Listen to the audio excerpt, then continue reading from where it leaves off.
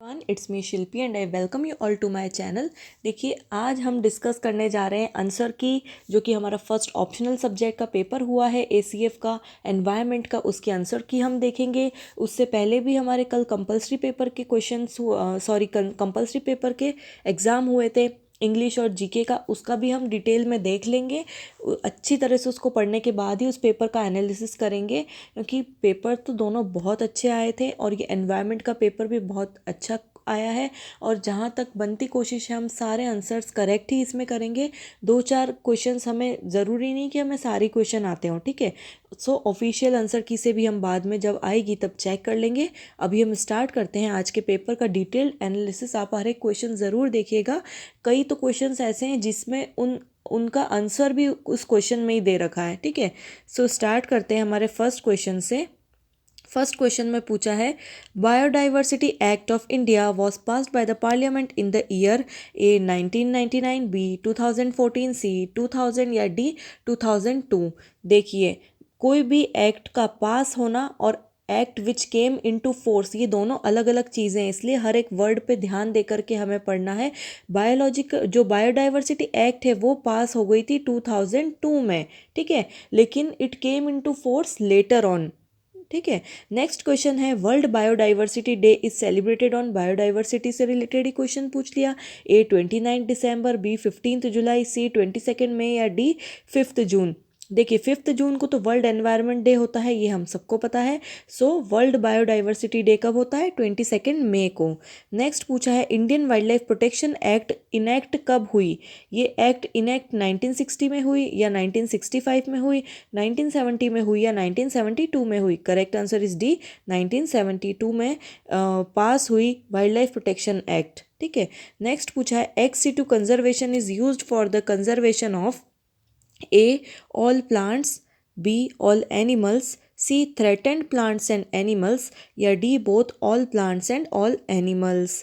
देखिए, एक्स-सिटू कंजर्वेशन किसके लिए करा जाता है? जब कोई भी प्लांट या कोई भी एनिमल अपनी नेचुरल एनवायरनमेंट में सरवाइव नहीं कर पा रहा हो, तो उसे निकाल करके आर्टिफिशियल एनवायरनमेंट में उसको सरवाइव करने जैसी कंडीशन में रखा जाता है, ताकि दूसरे जो प्लांट्स और एनिमल्स हैं उनके कंपटीशन से दूर वो हेल्दी ग्रो कर सके, ठीक है। सो इसका आंसर हो जाएगा threatened plants and animals. Next question है, इन सीटू कंजर्वेशन इंक्लूड, अब एक्स सीटू के बाद में इन सीटू का क्वेश्चन आ गया। तो इन सीटू कंजर्वेशन क्या होता है? अपने ही नेचुरल एनवायरनमेंट में किसी भी प्लांट या एनिमल्स उनको ग्रो करने देना। ए है बायोस्फीयर रिजर्व, लेकिन प्रोटेक्शन प्रोवाइड की जाती है। नेक्स्ट है नेशनल पार्क, उसके बाद है वाइल्ड लाइफ सेंचुरीज या डी है सेक्रेड फॉरेस्ट। देखिए, ये तीनों तो आपको पता है, आप कंफ्यूज हो रहे होंगे सेक्रेड फॉरेस्ट में। सेक्रेड फॉरेस्ट भी क्या है? एक तरह की नेचुरल वेजिटेशन है, कोई ट्रीज़ का ग्रुप है या छोटा सा कुछ एकड़ में फैला हुआ नेचुरल वेजिटेशन का या फॉरेस्ट का एरिया, जो कि एक डीटी मतलब कोई एक गॉड को, एक भगवान को डिनोटेड है, ठीक है। सो उस जगह को सेक्रेड फॉरेस्ट कहते हैं। तो ये चारों ही क्या है? इन सीटू कंजर्वेशन के एग्जाम्पल्स हैं। नेक्स्ट क्वेश्चन पूछा है, India is divided into how many biogeographical regions? India कितने बायोजोग्राफिकल रीजन्स में डिवाइडेड है? ए 5, बी 10, सी 15 या D 20? Correct answer is B, 10 regions में डिवाइडेड है। नेक्स्ट पूछा है, व्हाट इज साइट्स? साइट्स की फुल फॉर्म पूछ ली गई है। अब साइट्स की फुल फॉर्म तो हमें पता ही है, convention on international trade in endangered species. इसका बेस्ट एग्जाम्पल जो कई बार पूछ लिया जाता है वो है पेंगोलिन। अभी पेंगोलिन बहुत चर्चा में रहा है। पेंगोलिन को कंजर्व करने के लिए कई सारी अपेंडिक्स दिए हैं, उसको कंजर्व करने के लिए कई सारे एफर्ट्स लगाए हैं, क्योंकि पेंगोलिन का ट्रेड होता है चाइना में, जो कि एक ट्रेडिशनल मेडिसिन बनाते हैं इसको किल करके इसके स्केल्स से, ठीक है। सो ये स्पीशीज़ भी किससे रिलेटेड है? साइट्स से। नेक्स्ट क्वेश्चन है, in which year project tiger was launched by the government of India? A 1970, B 1973, C 1977 या डी 2000? देखिए, प्रोजेक्ट टाइगर लॉन्च होने के पहले नेशनल टाइगर कंजर्वेशन अथॉरिटी बनाई गई 1970 में। उसकी मीटिंग में ये फैसला लिया गया कि हमें इंडिया में प्रोजेक्ट टाइगर लॉन्च करके जगह जगह टाइगर रिजर्व बनाने हैं, ताकि हम बंगाल टाइगर को प्रिजर्व कर सके। सो प्रोजेक्ट टाइगर इसके बाद 1973 1973 में फर्स्ट बार लॉन्च किया गया था। ठीक है, नेक्स्ट क्वेश्चन हमसे पूछ रहा है द गिर national park is located in which state of India. बहुत ही इजी क्वेश्चन है, ऑप्शंस भी नहीं देखने पड़ेंगे, डायरेक्ट जाके टिक लगा देंगे हम गुजरात पे। ठीक है, नेक्स्ट क्वेश्चन है सेव द सीड्स मूवमेंट बीज बचाओ आंदोलन ये कहाँ से स्टार्ट हुआ। देखिए, बीज बचाओ आंदोलन हमने अगर कभी पढ़ा हो चिपको आंदोलन, तो चिपको आंदोलन से ही प्रेरित होकर बीज बचाओ आंदोलन स्टार्ट हुआ, और ये भी टिहरी गढ़वाल एरिया में ही स्टार्ट हुआ। तो वो कौन सा रीजन है, हिमालयन फुट हिल्स का रीजन है। दूसरे ऑप्शंस भी देख लेते हैं, Eastern Ghat, Sundarbans, plains of Uttar Pradesh. देखिए, ये स्टार्ट तो हिमालयन फुट हिल्स से हुआ था, लेकिन उत्तर प्रदेश में बहुत पॉपुलर हुआ था बीज बचाओ आंदोलन। ठीक है, सो नेक्स्ट क्वेश्चन है which one of the following pair is mismatched, मतलब इन पेयर्स में से कौन सा ऐसा पेयर है जो कि करेक्टली मैच नहीं हो रहा है। ऑप्शंस देख लेते हैं, फर्स्ट में है गिर नेशनल पार्क, वहाँ पे एशियाटिक लायन बिल्कुल करेक्ट है। नेक्स्ट है काजीरंगा नेशनल पार्क, असम में, वहाँ पे वन हॉर्न राइनोसिरस को प्रोटेक्ट किया जा रहा है, ये भी बिल्कुल करेक्ट है। नेक्स्ट है जिम कॉर्बेट नेशनल पार्क, उसमें हुलॉक गिबॉन को। इसके बाद का ऑप्शन भी देख लेते हैं, वेस्टर्न घाट्स में लायन टेल्ड मकाऊ को। देखिए, ये दो ऑप्शंस कंफ्यूज करने वाले हैं, लेकिन नो डाउट वेस्टर्न घाट्स हमने कई बार पढ़ा है न्यूज़ में भी कि लायन टेल्ड मकाऊ वहाँ पर मिलते हैं, क्योंकि लायन टेल्ड मकाऊ कौन से फॉरेस्ट के प्राणी हैं, ये हैं ट्रॉपिकल रेन फॉरेस्ट के। सो वेस्टर्न घाट्स में कैसा है, ट्रॉपिकल रेन फॉरेस्ट या मॉनसून फॉरेस्ट कह लो। और हुलॉक गिबॉन्स जो है, हुलॉक गिबॉन्स मेनली कहाँ मिलते हैं, ये अरुणाचल प्रदेश की हिल्स में। ठीक है, so north eastern Himalayan region में हुलॉक गिबॉन मिलते हैं। So Jim Corbett national park ये आंसर हो जाएगा 3 आंसर। ठीक है, इसका करेक्ट। जहाँ पर मिस मैच है, तो मिस मैच कौन सा है, Jim Corbett national park. Next पूछा है in India wild life week is celebrated in. कई बार क्वेश्चन ये भी पूछ लिया जाता है कि इंडिया में पौधारोपण का कौन सा वीक होता है। ठीक है, सो इस बार क्या पूछ लिया गया है, वाइल्ड लाइफ वीक कब सेलिब्रेट करते हैं हम। फर्स्ट है first week of October, second है second week of October, third है फर्स्ट वीक ऑफ सितंबर, या डी है second week of September. So इसका करेक्ट आंसर हो जाएगा 1, first week of October. Next पूछा है in which form solar energy is radiated from the sun. ये question घुमा के पूछ लिया है कि सन से किस फॉर्म में सोलर एनर्जी रेडिएट हो रही है। कंफ्यूज करने के लिए ऑप्शन भी ऐसे ही दिए हैं, UV radiation, B infrared radiation, C transverse radiation, या डी इलेक्ट्रोमैग्नेटिक वेव्स। तो करेक्ट आंसर है इलेक्ट्रोमैग्नेटिक वेव्स के फॉर्म में सोलर एनर्जी रेडिएट होती है सन से। ठीक है, नेक्स्ट क्वेश्चन है Ramsar convention is known for. हज़ारों बार हमने हमारे सिलेबस में पढ़ा है, Ramsar convention is only related to wetlands conservation. Ramsar एक सिटी है ईरान में, जहाँ पे ये कन्वेंशन 1971 में साइन हुआ था वेटलैंड्स को कंजर्व करने के लिए। ठीक है, नेक्स्ट क्वेश्चन पूछा है which of the following type of coal has maximum carbon and calorific value. सबसे इम्पॉर्टेंट जो कोल की वेराइटी, सबसे रिच जो कोल है वो कौन सा कोल होता है। हमने ज्योग्राफी में और एनवायरनमेंट में कई बार ये क्वेश्चन पढ़ा है, सबसे अच्छी क्वालिटी का कोल कौन सा होता है। A bituminous soft coal, B wood coal, C lignite brown coal, या D anthracite hard coal. Correct one B anthracite hard coal. Next है excess of nitrogen fertiliser leads to. अगर नाइट्रोजन वैसे तो प्लांट्स डायरेक्टली ऑब्टेन नहीं कर पाते हैं, कुछ प्लांट्स लेग्यूम्स की हेल्प से नाइट्रोजन फिक्सेशन करते हैं, कोई एयर से नाइट्रोजन एब्जॉर्ब करते हैं, अलग अलग तरह के प्लांट्स होते हैं। सो अगर नाइट्रोजन फर्टिलाइज़र की एक्सेस हो जाए, बहुत ज़्यादा मात्रा में नाइट्रोजन फर्टिलाइज़र्स अगर प्लांट्स को दे दें, तो क्या प्रॉब्लम हो सकती है। ए ऑप्शन है ग्रोथ प्रॉब्लम हो सकती है, बी है फ्रूटिंग प्रॉब्लम्स हो सकती है, सी है पेस्ट प्रॉब्लम, या डी ऑल ऑफ दीज। देखिए, नाइट्रोजन फर्टिलाइज़र अगर एक्सेस अमाउंट में प्लांट को दिया जाए तो उसके फ्लावर्स भी ग्रो करके जल्दी ही गिर जाते हैं। फ्रूट्स भी अगर आ गए हैं और नाइट्रोजन की एक्सेस होती जा रही है तो फ्रूट भी प्री मैच्योरली उस प्लांट से अलग होकर गिर जाएगा। पेस्ट प्रॉब्लम हो जाएगी, क्योंकि ज़्यादा नाइट्रोजन वाले प्लांट्स ज़्यादा इंसेक्ट्स को, पेस्ट को अट्रैक्ट करते हैं। सो ऑल ऑफ दीज इसका आंसर हो जाएगा। नेक्स्ट क्वेश्चन पूछा है salinity in irrigation water is measured by.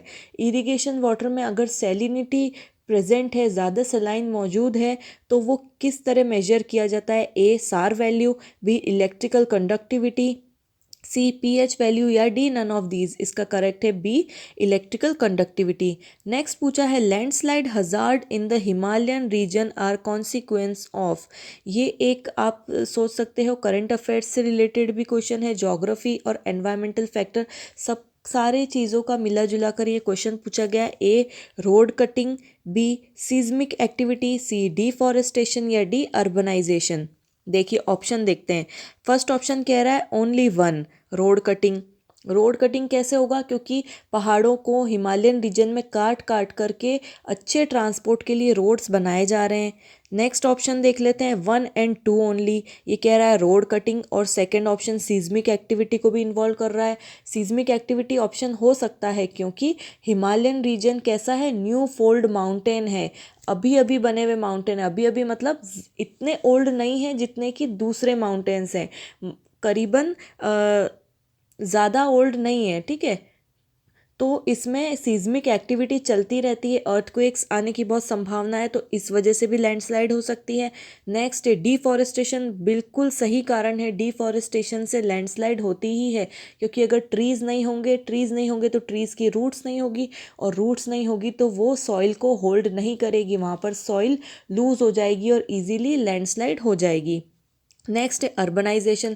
Urbanisation in one और the other way it initiates landslides, ठीक है। सो इसका आंसर मुझे जहाँ तक लगता है चारों ऑप्शन मिला करके लैंडस्लाइड हजार्ड्स को कॉज करते हैं, ठीक है।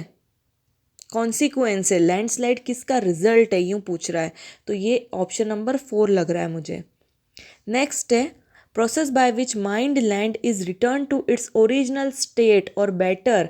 मतलब एक एरिया है जहाँ पर हमने माइंस खोद दी है, भले वो कोल माइंस हो, गोल्ड माइंस हो, कॉपर माइंस हो, उस एरिया से हमने पूरे ट्रीज़ हटा दिए, पूरा सब बिल्कुल ख़राब कर दिया उस लैंड को वापस से उसके ओरिजिनल फॉर्म में लाने को क्या कहते हैं, रीफर्बिशिंग कहते हैं, रीजनरेशन कहते हैं, रिवॉल्यूशन कहते हैं, या रेक्लेमेशन कहते हैं। देखिए कई बार हमने टर्म सुनी है reclamation of old land, reclamation of mine land, तो इसका करेक्ट आंसर हो जाएगा रेक्लेमेशन।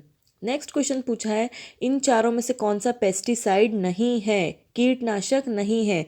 ए मेटल्डिहाइड, बी डीडीटी, सी मालेथियन या D beta hydroxy butyric acid. देखिए डीडीटी सबको पता है एक पेस्टिसाइड होता है, मेटल्डिहाइड मैलेथियन भी होता है, लेकिन बीटा हाइड्रोक्सी ब्यूटारिक एसिड एक पेस्टिसाइड नहीं होता है, वो प्लांट में खुद प्रेजेंट होता है, ठीक है। नेक्स्ट है solar energy, hydro electric power, wind and geothermal energy, ये किसके एग्जाम्पल है। ये ज्योग्राफी और एनवायरनमेंट दोनों से रिलेटेड क्वेश्चन है। ए है non renewable energy, B renewable energy, C nuclear energy या डी मैग्नेटिक एनर्जी। देखिए 3 और 4 तो ऑप्शन होंगे ही नहीं, ठीक है। रिन्यूएबल एनर्जी वो एनर्जी सोर्सेज जो कभी ख़त्म होते ही नहीं है, हमेशा चलते जाते हैं। Solar energy, geothermal energy, wind energy, इनका कोई एंड नहीं है। और नॉन रिन्यूएबल ऐसी एनर्जी जो कि पैरिश हो जाती है समय के साथ, और उनका वापस से जल्दी से रीजनरेट होना बहुत मुश्किल है, जैसे कि coal, petroleum, natural gas. Next question है कंसिडर द फॉलोइंग क्रॉप्स। ये क्वेश्चन यूपीएससी में भी इस तरह का क्वेश्चन पूछा गया है बायोफ्यूल को लेकर के, सो इम्पॉर्टेंट टॉपिक था ये पहले से ही। ए जेट्रोपा जिसको रतन जोत भी कहा जाता है, सेकंड है शुगर बीट, थर्ड है कसावा। देखिए कसावा और शुगर बीट, इनका कई बार आर्टिकल न्यूज़पेपर में आया है कि ये एथेनॉल का सोर्स है, ठीक है, बायोफ्यूल का सोर्स। और जेट्रोफा तो हमको पता ही है। शुगर बीट का थोड़ा कंफ्यूजिंग है, लेकिन वैसे इसका आंसर होना चाहिए फर्स्ट, सेकंड एंड थर्ड तीनों होने चाहिए, जो कि बायोफ्यूल्स के अंदर हम यूज़ में ले सकते, क्योंकि कसावा का तो I am confirmed about it कि cassava and jatropha are being used as a biofuel, लेकिन शुगर बीट का कंफर्म नहीं है। इसका आंसर 3 या 4 दोनों में से कोई भी हो सकता है। नेक्स्ट क्वेश्चन है installation of roof top rain water harvesting system is compulsory on construction of minimum plot area in the municipal limit of Rajasthan. A 200 metre square, C 300 metre square, C 400 metre square या D 700 metre square. तो जो guidelines है उसके according बताया गया है कि 500 metre square से ज़्यादा का जो एरिया है उसमें rain water harvesting system install करना कंपलसरी है। तो इसका आंसर क्या हो जाएगा 700 मीटर स्क्वायर। नेक्स्ट टाइप है which type of forest is found in the maximum percentage in India. India के मैक्सिमम जोग्राफिकल एरिया पर किस तरह के फॉरेस्ट हमको मिलते हैं। ए है ट्रॉपिकल मॉइस्ट डेसिडियस फॉरेस्ट, ये डेसिडियस फॉरेस्ट का टाइप है। Tropical dry deciduous forest and tropical moist deciduous forest. Next है ट्रॉपिकल वेट एवरग्रीन फॉरेस्ट, ये भी ट्रॉपिकल फॉरेस्ट का टाइप है, वेट एवरग्रीन और एवरग्रीन फॉरेस्ट। नेक्स्ट है सब अल्पाइन एंड अल्पाइन फॉरेस्ट, या डी है ट्रॉपिकल थॉर्न फॉरेस्ट। देखिए सब अल्पाइन और अल्पाइन फॉरेस्ट तो जो हिमालयन रेंज है, शिवालिक्स हैं, उनमें ही मिलती है, सो ज़्यादा जोग्राफिकल एरिया कवर नहीं करती है। ट्रॉपिकल थॉर्न फॉरेस्ट गुजरात और राजस्थान के पार्ट और सम पार्ट ऑफ तेलंगाना पर भी ट्रॉपिकल थॉर्न फॉरेस्ट मिलता है। नेक्स्ट है ट्रॉपिकल वेट एवरग्रीन फॉरेस्ट। देखिए ट्रॉपिकल वेट एवरग्रीन जहाँ वर्ड आ गया, सो वेट एवरग्रीन ज़्यादा क्वांटिटी में नहीं है, ये है जो हैवीली रेनफॉल एरिया है, जैसे कि हिमालयन रीजन है, वेस्टर्न घाट्स है, अंडमान एंड निकोबार आइलैंड्स हैं, इन जगहों पर ही ज़्यादा हैवी रेनफॉल होती है। तो सबसे ज़्यादा मिलने वाले जो फॉरेस्ट है वो है ट्रॉपिकल मॉइस्ट डेसिडियस फॉरेस्ट, जो कि लार्ज पार्ट ऑफ इंडिया को कवर किए हुए हैं। नेक्स्ट क्वेश्चन है which of the following has largest population in a food chain. Food chain में सबसे ज़्यादा पॉपुलेशन किसकी होती है, प्रोड्यूसर्स की होती है, ठीक है। उसके बाद में ट्रॉफिक लेवल पर जाते जाते इनकी कम होती जाती है मेंबर्स की, ठीक है, पॉपुलेशन कम होती जाती है। नेक्स्ट क्वेश्चन है the second trophic level in a lake is. Lake में सेकंड ट्रॉफिक लेवल क्या होता है, सबसे पहले फाइटोप्लैंक्टन्स होते हैं, फिर फाइटोप्लैंक्टन्स को कौन यूटिलाइज करते हैं, जूओप्लैंक्टन्स करते हैं। जूओप्लैंक्टन्स को कौन करते हैं, स्मॉल फिश करती है, स्मॉल फिश को कौन करती है, लार्ज फिश करती है, ठीक है। सो इस तरह से ट्रॉपिक लेवल किस में चलता है, लेक्स में। तो आंसर हो जाएगा इसका जूप्लैंक्टन्स। नेक्स्ट क्वेश्चन है a community which becomes stable and is equilibrium with climate is known as a pioneer community, B serial community, C climax community या D mixed community। देखिए ऐसी कम्युनिटी पूछिए जो समय के साथ में स्टेबल हो जाती है और क्लाइमेट के साथ में इक्विलिब्रियम कायम कर लेती है। सो ऐसी कम्युनिटी कौन सी हो जाती है, क्लाइमैक्स कम्युनिटी। क्लाइमैक्स कम्युनिटी के बाद में सक्सेशन आगे नहीं बढ़ता है, ये ही फॉरएवर लास्टिंग कम्युनिटी रहती है। नेक्स्ट पूछा है Lotka Volterra model of an ecosystem can be used to study. Lotka Volterra जो इकोसिस्टम का मॉडल है वो किसको स्टडी करने में यूज़ किया जाता है, A oscillations in pre predator population, B effect of predator on prey population, C effect of prey on predator population. अब चूज़ करने हैं करेक्ट ऑप्शन। फर्स्ट है 1 and 2, सेकेंड है 2nd and 3rd, थर्ड है 1 and 3rd, या fourth है 1, 2 and 3rd। तो इसका करेक्ट आंसर है 2, ऑप्शन 2 and 3rd। ये प्रीडेटर का प्रे पे क्या इफेक्ट है और प्रे का प्रीडेटर पे क्या इफेक्ट है, इन दोनों को पता करने के लिए, इनके इफेक्ट को पता करने के लिए लोटका वोल्टेरा मॉडल को यूज़ किया जाता है। नेक्स्ट पूछा है हाईएस्ट पोटेंशियल एनर्जी किस में मिलती है, ए डीकम्पोजर्स, बी कंज्यूमर्स, सी प्रोड्यूसर्स, या डी डेट्रिटिवोरस।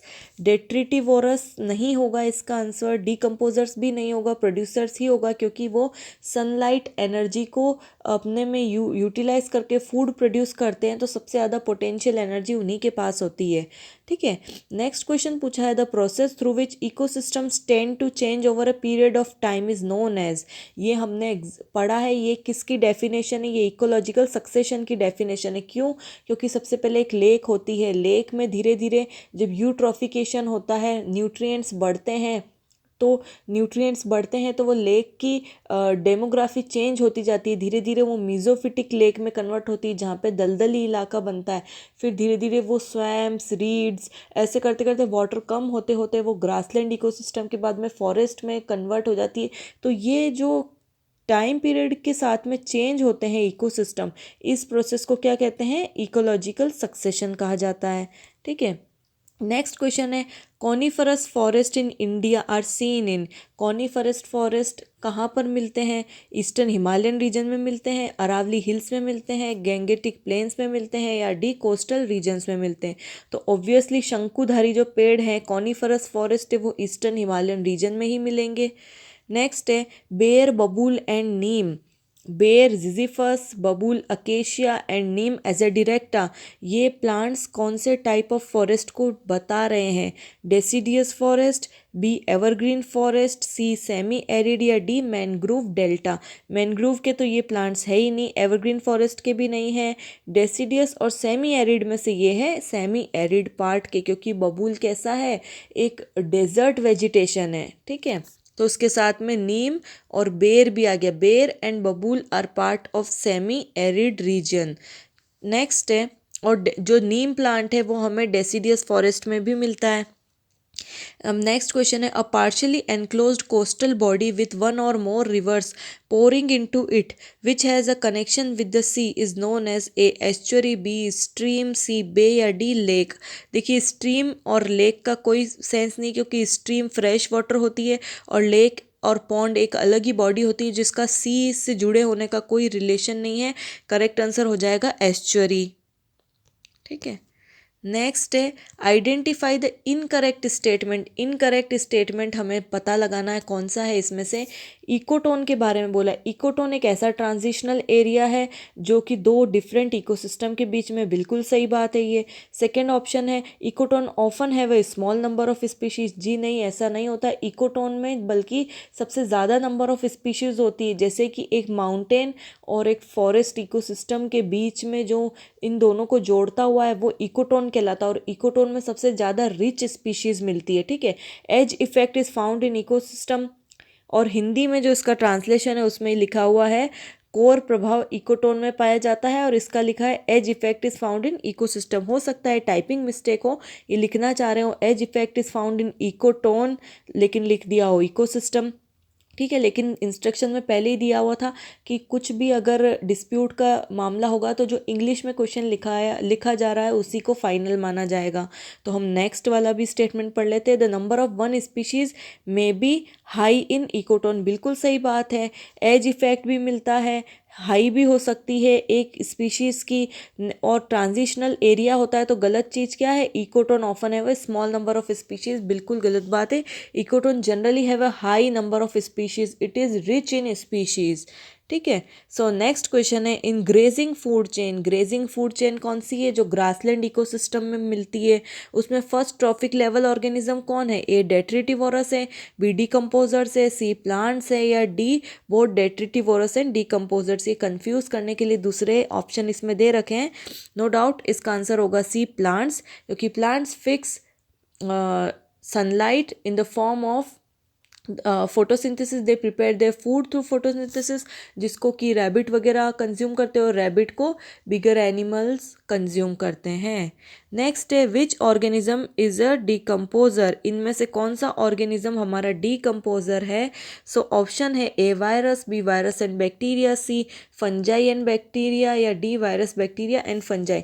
ये ऑप्शन सी हो जाएगा, जहाँ जहाँ भी वायरस आ रहा है वो ऑप्शन होगा ही नहीं, क्योंकि virus is not a decomposer. Virus तो लिविंग ऑर्गेनिज्म पे फीड करता है, virus is a kind of parasite. Correct answer हो जाएगा C fungi and bacteria. Next question पूछा है अब, द एक्टिविटीज़। इसको दोनों लैंग्वेज में पढ़ना, हिंदी और इंग्लिश दोनों में, तब जाके इसका आंसर निकल पाएगा। इसमें लिखा है, the activities that seek to balance corporate citizenship with a fair level of profits for stock holders, management and employees are referred to as A consumerism, B ethical code of conduct, C social responsibility, या D ethics. So इसको हिंदी में पढ़ लेते हैं। Stock holder, प्रबंधन और कर्मचारियों के लिए उचित स्तर के मुनाफे, ठीक है, उचित स्तर के मुनाफे के साथ में कॉरपोरेट नागरिकता को संतुलित करने वाली गतिविधियां कौन सी है। ए कंज्यूमरिज्म है, बी है नैतिक आचार संहिता, सी है सामाजिक उत्तरदायित्व, या डी है आचार विचार। देखिए एथिक्स तो नहीं होगा, एथिक्स का मतलब ये होता है, आचार विचार का मतलब जो मॉरल वैल्यूज़ है, ठीक है, जो मोरालिटी है, वो मेरे अकॉर्डिंग इसका आंसर 2 होना चाहिए, an ethical code of conduct होना चाहिए इसका आंसर। बाकी आंसर की आने पे और चेक करेंगे। नेक्स्ट क्वेश्चन है, the right to safety The right to be informed, the right to choose, and the right to be heard are all parts of A. An ethical code of conduct, B. consumerism, C. social responsibility या D. ethics। देखिए, सुरक्षा का अधिकार, सूचित करने का अधिकार, चुनने का अधिकार और सुने जाने का अधिकार, ये सभी किसके भाग है? ये भाग हैं कंज्यूमरिज्म के। जो कंज्यूमर राइट्स हैं, जो उपभोक्ता के जो अधिकार है, उसका ये पार्ट है। कई बार डीडी नेशनल पर ऐड भी आता है, जो जागो ग्राहक जागो करके जो ऐड आता है, कंज्यूमर राइट्स बताता है, उसमें आपने देखा होगा। तो ये सारे राइट्स का डिस्क्रिप्शन दिया हुआ रहता है। नेक्स्ट है the management of a single unit of land with water drainage system including soil and water management and developing a vegetation cover is known as A irrigation, B landscaping, C sustainable development या D watershed management. Sorry. देखिए, irrigation करके तो हम क्या कर रहे हैं? Crops grow कर रहे हैं, ठीक है। सेकंड लैंडस्केपिंग मतलब कोई एक अच्छी सी जगह को बना रहे हैं जो देखने लायक हो, सीनरी ब्यूटी हो, ऐसी जगह। थर्ड है सस्टेनेबल डेवलपमेंट हम कर रहे हैं, या डी वाटरशेड मैनेजमेंट। इसका करेक्ट आंसर हो जाएगा वाटरशेड मैनेजमेंट। वो कैसे? क्योंकि इसमें बोला है कि एक भूमि की एकल इकाई का अपवहन तंत्र के साथ में, ठीक है, वाटर ड्रेनेज सिस्टम के साथ में सॉइल और वाटर को मैनेज करते हुए वेजिटेशन कवर को ग्रो करने को क्या कहेंगे? वाटरशेड मैनेजमेंट कहेंगे। नेक्स्ट क्वेश्चन है which of the following is a greenhouse gas? A carbon monoxide, B carbon dioxide, C nitrogen dioxide या D sulphur dioxide. Correct answer हो जाएगा इसका carbon dioxide which is a potent greenhouse gas. Next है acid rain contains. Acid rain जब भी नाम आता है तो क्या है? Sulphur dioxide and nitrogen dioxide, दो चीज़ें होनी चाहिए। तो इसमें क्या है? एसिड रेन में क्या क्या होता है? A hydrochloric acid, B sulphuric acid, C benzoic acid या डी फॉस्फोरिक एसिड। करेक्ट हो जाएगा B sulphuric acid. Next question है ozone layer is present. Ozone layer कहाँ पर प्रेजेंट होती है? 10 से 20 kilometre above the surface of the earth. देखते हैं इस स्टेटमेंट को। सेकंड है 10 से 20 किलोमीटर बिलो द सरफेस। ये तो बिल्कुल ऑप्शन हो ही नहीं सकता, सरफेस के बिलो कैसे होगी ओजोन। नेक्स्ट है 15 to 35 kilometre below the surface of the अर्थ। ये भी ऑप्शन बिल्कुल गलत हो जाएगा। सो सेकंड और थर्ड ऑप्शन तो बिल्कुल स्ट्राइक आउट कर दो, ये आंसर हो ही नहीं सकता है।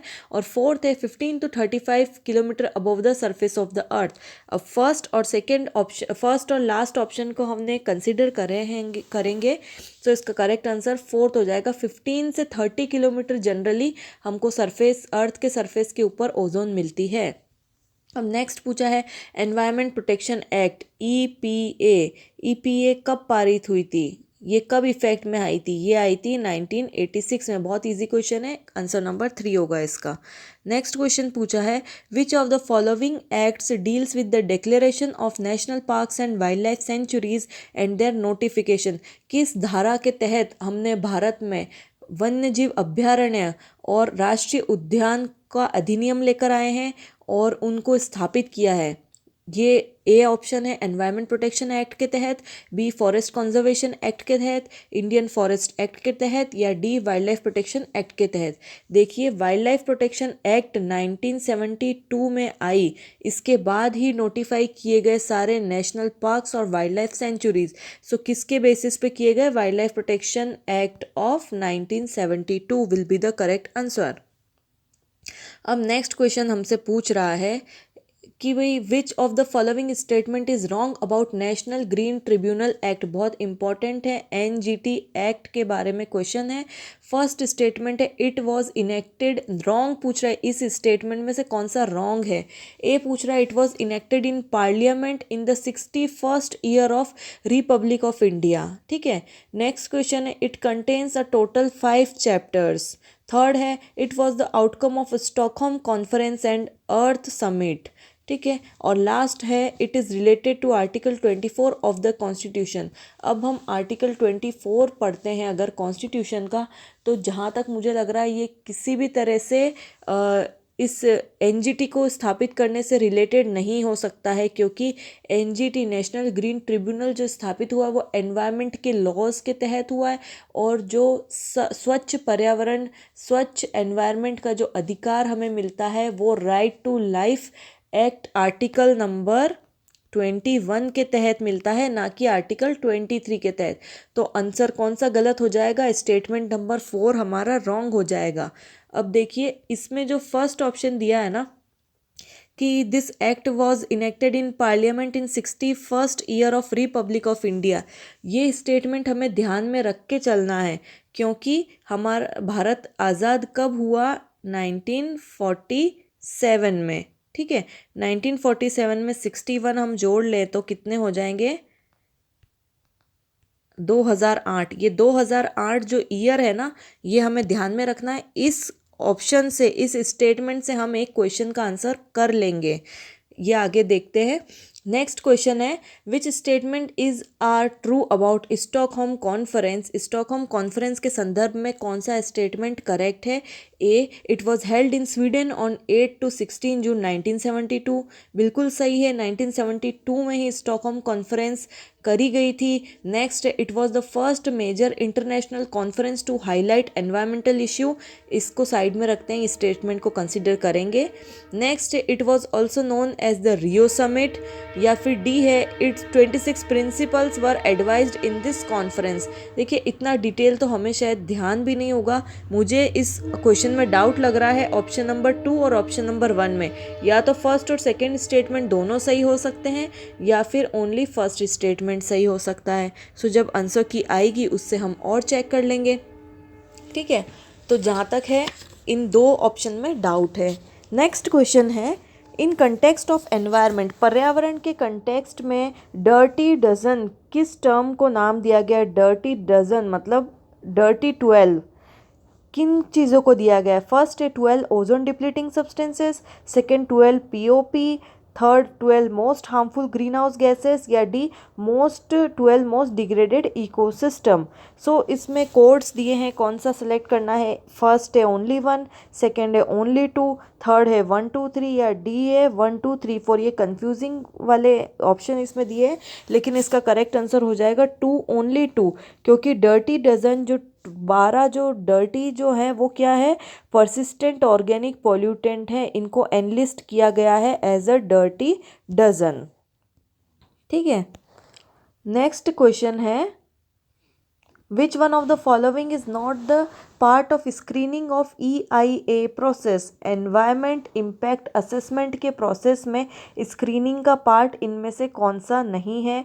ए, फर्स्ट है determination of requirement of EIA process, B determination of whether limited और full EIA required, C determination of which are most critical issues to study, या D determination whether project may have a significant environmental effects.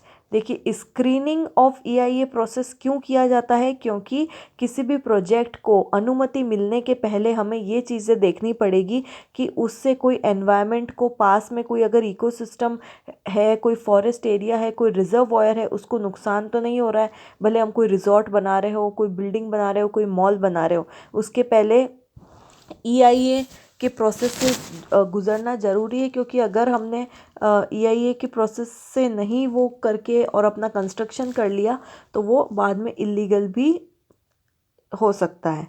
ठीक है, तो इससे कौन सा EIA process का screening part नहीं है? सो जहाँ तक मुझे लग रहा है इन चारों स्टेटमेंट में से वो फर्स्ट होगा, क्योंकि स्क्रीनिंग प्रोसेस में कब लाया जाता है? जब हमने कंसीडर कर लिया उस चीज़ को कि वो हार्मफुल है उस एनवायरनमेंट के लिए, तो तभी तो उसको लाए हैं स्क्रीनिंग के लिए। तो इसमें फर्स्ट ही दे दिया, determination of requirement of EIA process. Determination है और रिक्वायरमेंट है इस प्रोसेस की, तभी तो हमने इसको स्क्रीनिंग के लिए लिया है। ठीक है, नेक्स्ट क्वेश्चन है, first photochemical smoke recognised in A London smoke 1952, B American smoke 1963, Los Angeles 1943, या डी जापान स्मोक 1964।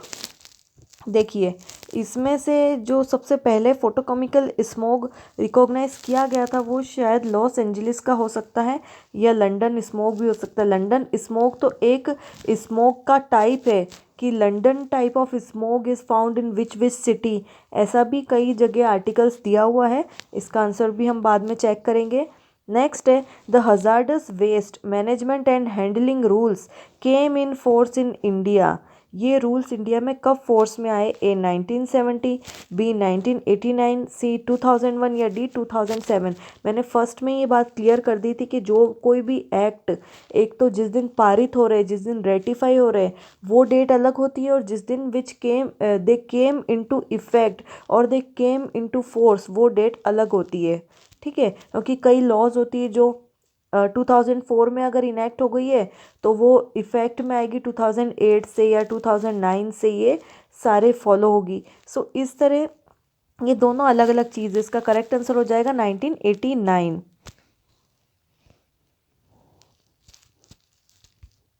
नेक्स्ट है हमारे पास में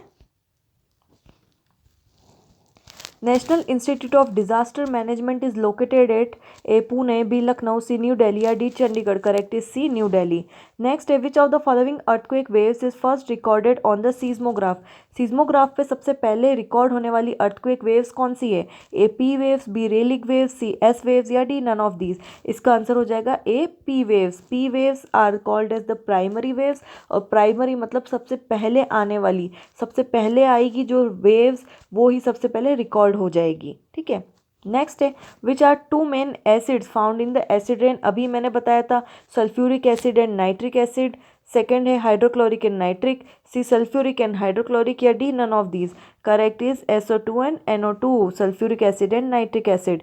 नेक्स्ट है which was the poisonous gas that leaked in the Bhopal gas tragedy. बहुत ही important question है, कई बार रिपीट हुआ है हर एग्जाम्स में। ज़रूरी नहीं है एनवायरमेंट रिलेटेड क्वेश्चन हो, ये एज अ जीके के क्वेश्चन में भी पूछ लिया जाता है। तो उसका करेक्ट आंसर बिना ऑप्शन पढ़े हो जाएगा मिथाइल आइसोसाइनेट, जिसको मिक गैस भी कहते हैं। नेक्स्ट है what is the unit of measuring sound? A decilitre, B decibel, C microgram या D nanometre. Correct answer is decibel. Sound is measured in decibel. Next है an under sea earthquake. Under sea समुद्र के अंदर आया हुआ भूकंप या ज्वालामुखी फटना या सबमरीन लैंडस्लाइड, उससे क्या हो सकता है? अंडर सी में बाढ़ तो आएगी नहीं, साइक्लोन हो सकता है इसका ऑप्शन। नेक्स्ट है सुनामी या D water logging. Water logging भी नहीं होगा, इसका करेक्ट आंसर सुनामी हो जाएगा, क्योंकि हमने कई बार ये पढ़ रखा है कि जो अंडर सी अर्थक्वेक होते हैं, वॉल्केनिक इरप्शन होते हैं, या अंदर ही मराइन लैंडस्लाइड होती है, क्योंकि सी के अंदर भी बहुत बड़े बड़े माउंटेन्स होते हैं। They are much bigger than Mount Everest also. इस तरह के माउंटेन्स भी प्रेजेंट होते हैं, तो अंडर सी में भी लैंडस्लाइड होती है। सो उससे क्या जनरेट होती है? सुनामी जनरेट होती है। ठीक है, नेक्स्ट है which one of the protocol या convention is related to prevention of substances that deplete ozone layer. So Basel convention, Nagoya protocol, agenda 21 या Vienna convention. So Vienna convention is related to the prevention of substances that deplete ozone layer.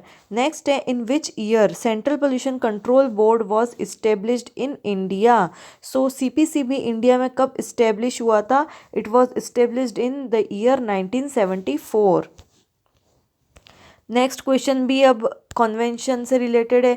Kigali amendment किससे related है? A reduce the use of green house gases, B reduce the use of chemical fertiliser, C reduce the use of hydrofluorocarbons या D reduce the use of plastic product. तो correct is C reduce the use of HFCs।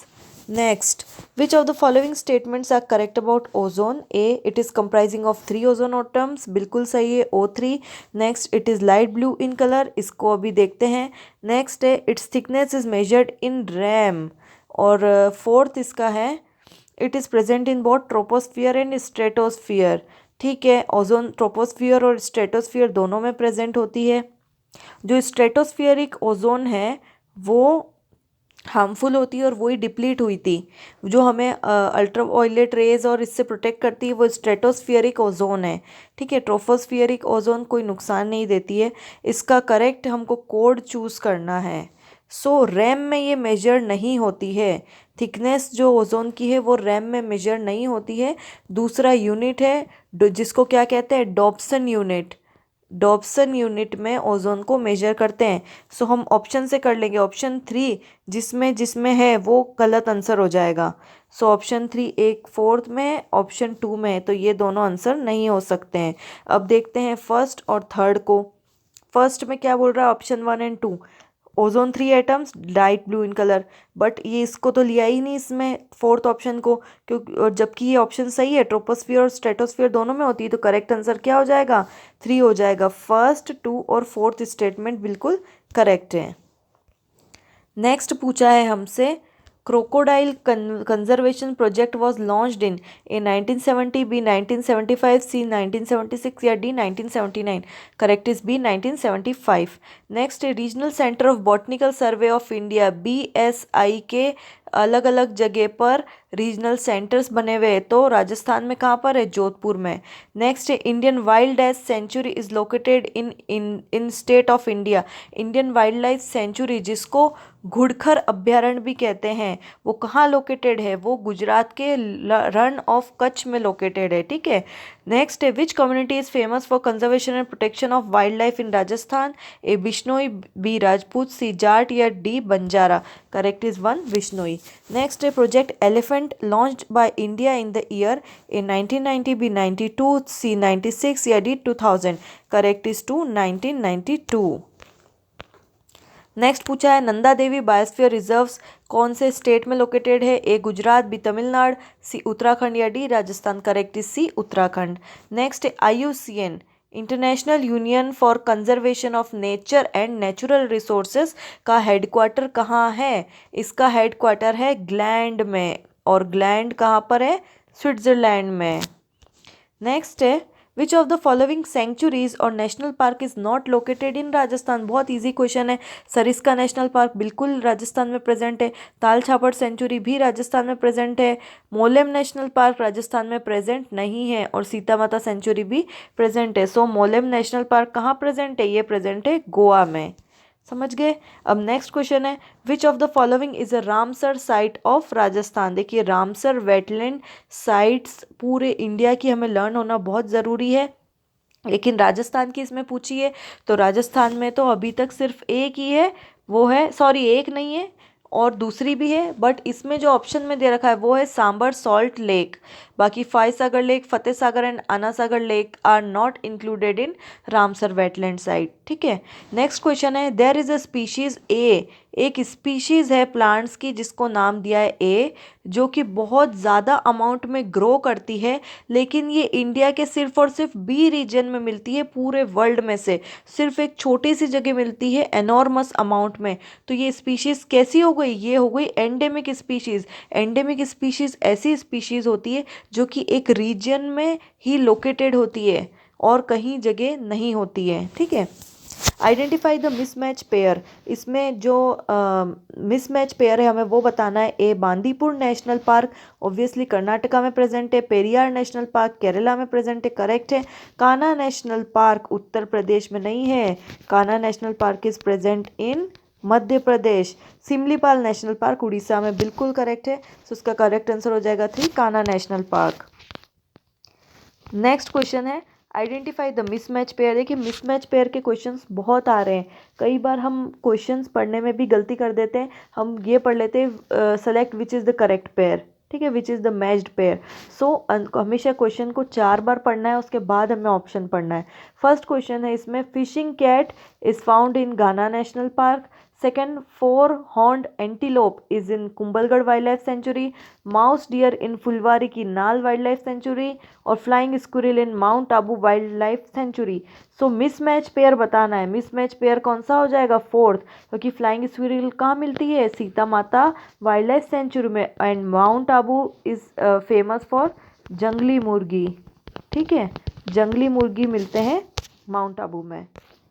Next है, the concept of sustainable development. Sustainable development का concept किस में दिया गया था? A United Nation conference on environment and development में, B United Nation conference on the human environment में, C United Nation conference on climate change में, या डी नन ऑफ दीज। और देखिए, जो सस्टेनेबल डेवलपमेंट का कंसेप्ट है वो UNCED के उसमें दिया गया था। सॉरी। नेक्स्ट है, in India family planning programme started in the year A 1956, B 1952, C 1970 या डी 1990। करेक्ट हो जाएगा 2 1952। नेक्स्ट है United Nations world population day is celebrated on, सोचने की ज़रूरत ही नहीं है, 11 July is the correct answer. Next question है which one of the following is a result of over population, over population का इनमें से क्या रिजल्ट है वो हमें बताना है। A adequate storage of natural resources, बिल्कुल उल्टा हो गया ये तो, एडिक्वेट स्टोरेज कैसी होगी, नेचुरल रिसोर्सेज तो ओवर पॉपुलेशन के कारण कम होते जाएंगे ना। सेकेंड है pressure on land and renewable resources, ये हो सकता है। आगे के ऑप्शन पढ़ते, increase in the forest area, बिल्कुल गलत है, फॉरेस्ट एरिया में तो डिक्रीज होगा।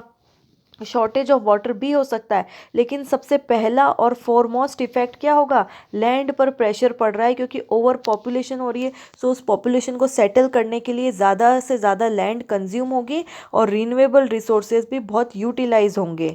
सो करेक्ट इज 2। नेक्स्ट है scientist known as the father of green revolution in India is none other than MS Swaminathan. Next है which of the following is not a water borne disease, इनमें से कौन सा water borne disease नहीं है। Diarrhoea, cholera, dysentery तीनों water borne disease है, लेकिन मलेरिया नहीं है। मलेरिया मस्कीटो के काटने से होता है और मस्कीटो में भी प्रोटोजोआ की वजह से होता है, ठीक है, प्लाज्मोडियम की वजह से। नेक्स्ट है which of the following can cause cancer, A antigens, B contaminants, C carcinogens या D anti nutritional factors. So carcinogens are responsible for causing cancer. Next है consider the following diseases, A hepatitis A, B polio, C cholera, D typhoid, fifth mumps. इसमें से water borne disease को हमें identify करना है नीचे दिए गए कोड को यूज़ करते हुए। तो सबसे पहले हम ऑड वन आउट को निकालेंगे। मम्प्स क्या है, मम्प्स वायरल डिजीज़ है, ना कि वाटर बॉर्न डिजीज़। तो मम्प्स का ऑप्शन जिसमें भी आ रहा है उसको स्ट्राइक आउट कर देंगे। ये ऑप्शन नहीं होगा, ये ऑप्शन भी नहीं होगा, बचे फर्स्ट और थर्ड। तो देखिए हेपेटाइटिस ए, पोलियो, कोलेरा और टाइफॉइड, ये चारों ही वाटर बॉर्न डिजीज़ है। सो इसका करेक्ट आंसर या तो ये हो जाएगा, और पोलियो का मुझे थोड़ा डाउट है, हो सकता है पोलियो ना हो। सो इसका आंसर ये भी हो सकता है, इसका एक बार चेक करना पड़ेगा। हेपेटाइटिस ए तो बिल्कुल इंक्लूडेड है, कोलेरा टाइफॉइड भी है, लेकिन पोलियो का कंफर्म नहीं हूँ मैं, इसका देखना पड़ेगा। नेक्स्ट क्वेश्चन है HIV does not spread by A blood transfusion, बिल्कुल स्प्रेड होता है। Second hand shaking and sharing of food, बिल्कुल सही बात है, हैंड शेकिंग और शेयरिंग ऑफ फूड से HIV स्प्रेड नहीं होता है। बाकी सारे रीजंस वैलिड है। नेक्स्ट पूछा है which statement is correct about desert, desert को लेकर के कौन सा स्टेटमेंट करेक्ट है। ए डीज में भी कोल्ड और हॉट, बिल्कुल सही है, हॉट डेजर्ट जैसा कि हमारा थार डेजर्ट, और कोल्ड डेजर्ट जो कि है लद्दाख का डेजर्ट या गोबी डेजर्ट, ये कोल्ड डेजर्ट होते हैं। नेक्स्ट है plant do not adopt in desert, बिल्कुल गलत बात है। जो थॉर्न फॉरेस्ट हैं, जो डेजर्ट की वेजिटेशन है वो भी तो होती है। नेक्स्ट है day and night are always hot in desert, बिल्कुल गलत है, days are more hotter and nights are more cooler in desert. और नेक्स्ट है desert are not affecting by human activities, human activities की वजह से ही तो बहुत ज़्यादा डेजर्टिफिकेशन अब स्प्रेड हो रहा है। पहले टाइम पे नेचुरल फैक्टर्स के कारण होता था, लेकिन अब डेजर्टिफिकेशन ह्यूमन फैक्टर्स के कारण हो रहा है। सो इसका पूछा है कि डेजर्ट को लेकर करेक्ट कौन सा है, तो ऑप्शन नंबर 1 करेक्ट है। नेक्स्ट है जॉइंट फॉरेस्ट मैनेजमेंट क्या है, गवर्नमेंट और लोकल कम्युनिटीज़ जहाँ पर मिलकर काम करते हैं वो। Second NGO and private sector work together, C government and private sector work together, या D government and NGO work together. Correct answer is 1, government and local communities work together. Next है identify the mismatch pair, आज mismatch pair के बहुत questions हैं। First है world environment day is always celebrated on 5 June, correct है ये। Second world biodiversity day, second question भी हमारा यही था, 22 मई को होता है, ना कि 24 मई को, तो हमें आंसर यही मिल गया। नेक्स्ट है वर्ल्ड अर्थ डे, बिल्कुल 22 अप्रैल को होता है, और वर्ल्ड ओजोन डे भी 16 सितंबर को होता है। So correct is world biodiversity day. Next है the government of India laid down the list of development project which need EIA clearance vide its notification of, ये इसका तो मुझे भी देखना पड़ा था आंसर, इसका करेक्ट आंसर सेकेंड है, 27 जनवरी 1994 से, ठीक है। EMS की फुल फॉर्म बतानी है, A environment management system, B environment man system, C ecosystem management system, या D none of these. Correct answer is 1, environment management system. Next question है first remote sensing satellite launched by NASA, A Landsat 1, B Meteosat, C sonar, या D NOAA। देखिए मैंने देखा था तो इसका answer बहुत जगह अलग अलग डिफरेंट आ रहा था, इसलिए इसको स्टार मार्क कर देते हैं, बाद में इसका आंसर देखेंगे हम। नेक्स्ट है an environment audit helps in achieving the A resource optimization, B waste minimization, C public awareness, या डी ऑल ऑफ द। इन सारे फैक्टर्स को हेल्प करता है एनवायरमेंट ऑडिट। नेक्स्ट पूछा है EIA is mandatory under which of the following of the Indian legislation? A. Indian Forest Act, B. Air Prevention and Control of Pollution Act, C. Wildlife Protection Act, या D.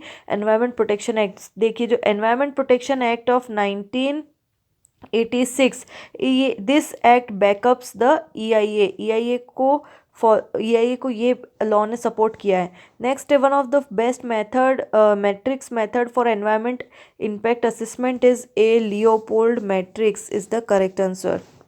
Next है first country to develop a system of EIA is A India, B USA, C Thailand, या D France. Correct is B USA।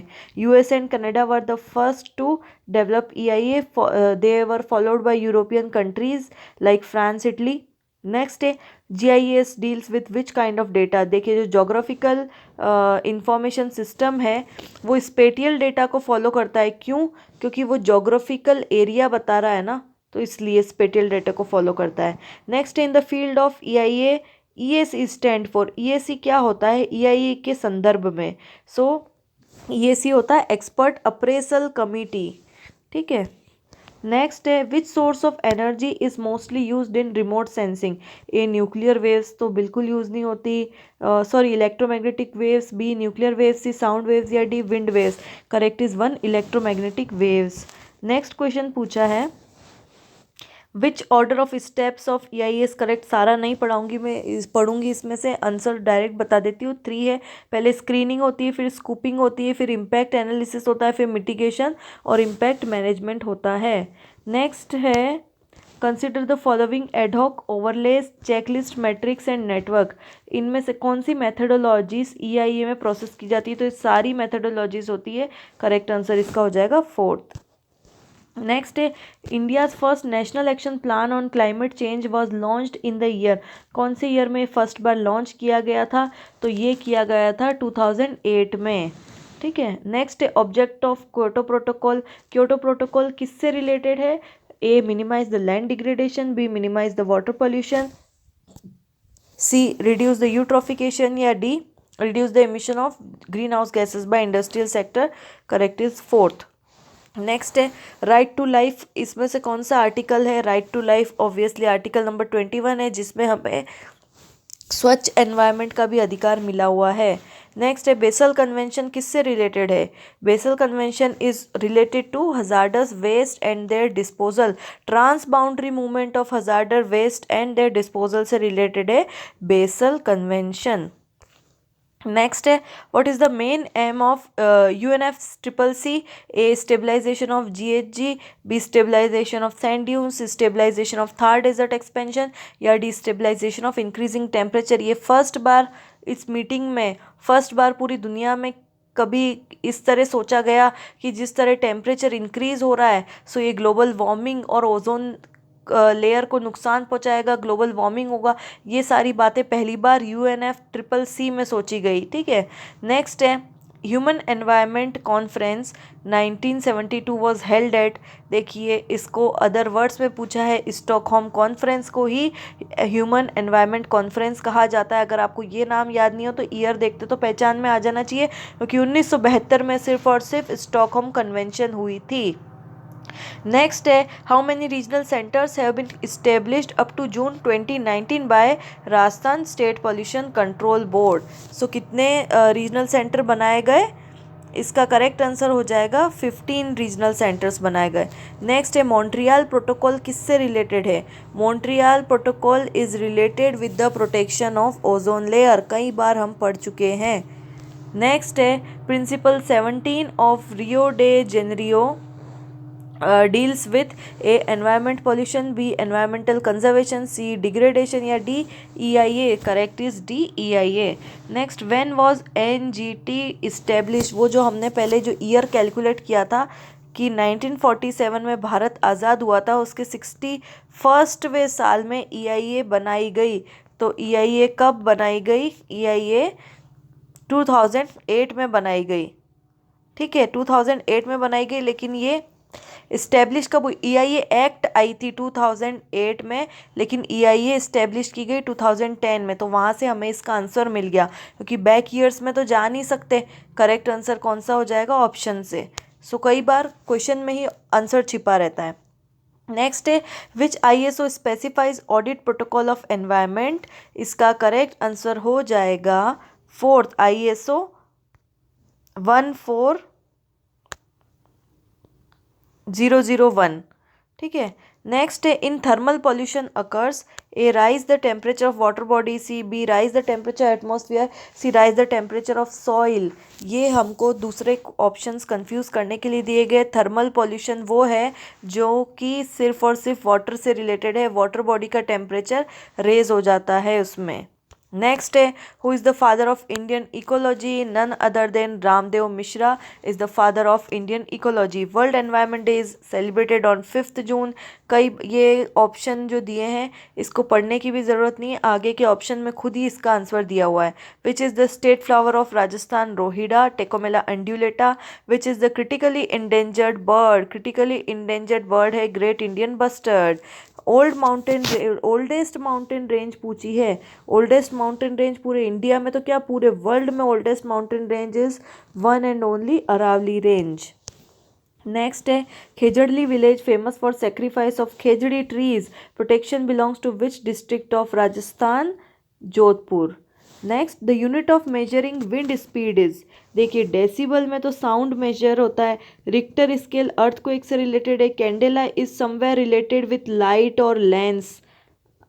Proper idea नहीं है मुझे, but इस जो wind है वो नॉट्स या नॉटिकल माइल्स में मेजर की जाती है। नॉट्स भी बोलते हैं उसको, नॉटिकल माइल पर आर भी बोलते हैं। करेक्ट आंसर इसका 2 हो जाएगा। नेक्स्ट पूछा है which factor in the atmosphere determines velocity. देखिए जो विंड वेलोसिटी है उसको सिर्फ और सिर्फ एक ही फैक्टर अफेक्ट करता है, वो है एटमॉस्फेरिक प्रेशर। नेक्स्ट है which of the following is the famous saline water lake of Rajasthan? Is Sambhar lake. दूसरे ऑप्शन पढ़ने की जरूरत नहीं है, वो पहले वाला क्वेश्चन ही रिपीट कर दिया, ऑप्शन भी सेम दे दिया, आना सागर, फतेह सागर एंड फॉय सागर लेक। ये वो वेटलैंड वाला क्वेश्चन रिपीट कर दिया है। Next which one of the following conference is also known as earth summit? Earth summit किस कॉन्फ्रेंस का दूसरा नाम है? तो वो किसका है? United Nation convention on environment and development, UNCED। तो इसमें कौन सा ऑप्शन है? Last option is the correct answer. अब लास्ट जो 2 क्वेश्चंस हैं वो कौन कौन से हैं? Correct order of ecological level from lower to higher. देखिए इसमें सबसे पहले क्या होती है? लोअर में पॉपुलेशन, तो ये 2 ऑप्शन कंसीडर करेंगे। पॉपुलेशन के बाद हायर कम्युनिटी होती है, ये इसको भी हटा देंगे। नेक्स्ट उसके बाद इकोसिस्टम, और इसको मिला के बनता है पूरा biome. So 4th is the correct answer. Next और लास्ट क्वेश्चन है ऐसे ऑर्गेनिजम्स जो कि इनऑर्गेनिक कंपाउंड्स के ऑक्सीडेशन से एनर्जी प्राप्त करते हैं उनको क्या कहा जाता है? ऑटोट्रॉफ तो नहीं कहा जाता क्योंकि वो सनलाइट से प्राप्त करते हैं। हाइड्रोलिथोट्रॉफ भी नहीं होंगे। पैरासाइट्स तो खुद ही लिविंग ऑर्गेनिज्म से फीड करते हैं, तो ये कौन होंगे? Chemolithoautotroph. So this was the complete analysis of environment optional paper of ACF and FRO examination. Hope you like the video. Thank you for listening and stay tuned for more new videos.